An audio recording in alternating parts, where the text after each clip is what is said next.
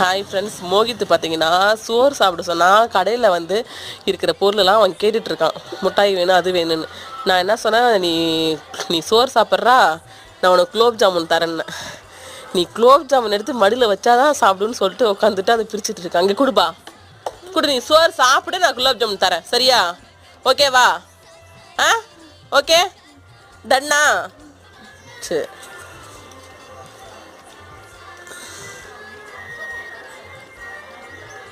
சோறு சாப்பிட்டா அம்மா என்ன தருவேன்?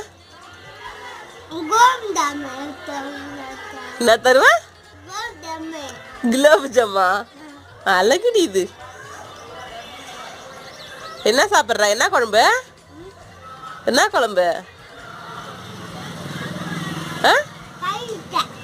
ரசம்.